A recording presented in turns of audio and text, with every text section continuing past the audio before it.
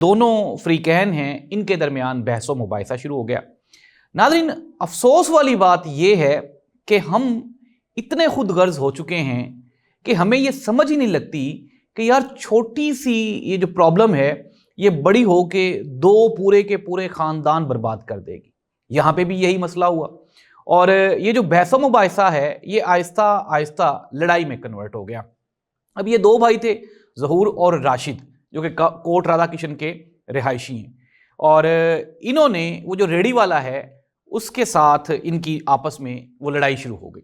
اب جو ریڑھی والا تھا وہ وہاں کا لوکل تھا، مقامی تھا۔ اس نے کیا کیا، اس نے اپنے دوستوں کو فون کر دیا۔ وہ جو اس کے دوست تھے وہ ساتھ ہی کسی گراؤنڈ میں کرکٹ کھیل رہے تھے، اتوار تھی، کل چھٹی تھی، اور وہ سب لوگ اکٹھے تھے۔ مین وائل جو ہی اس کے دوست وہاں پہ پہنچے تو وہاں پہنچتے ہی انہوں نے ان دو لڑکوں کو بے دردی سے مارنا شروع کر دیا۔ ناظرین، ہجوم اکٹھا ہو گیا، لوگوں نے ویڈیوز بنائی، لوگوں نے تصاویر بنائی، لیکن کسی بندے نے بھی اتنی ہمت نہیں کی کہ اس لڑائی کو وہ کوئی ختم کروا سکتا۔ اور یہ ہمارا معاشرتی رویہ ہے کہ جب دو لوگ لڑ رہے ہوں تو ہم لوگ ڈرتے ہیں، اور اس کی ایک آپ یہ کہیں کہ ایک سولڈ ریزن بھی ہے، اور وہ سولڈ ریزن یہ ہے کہ جب دو گروہ لڑ رہے ہوں تو جو بیچارہ تیسرا صلح کروانے والا ہے وہ بیچ میں مارا جاتا ہے۔ ہمارا سسٹم ایسا ہے، ہمارا کلچر ایسا ہے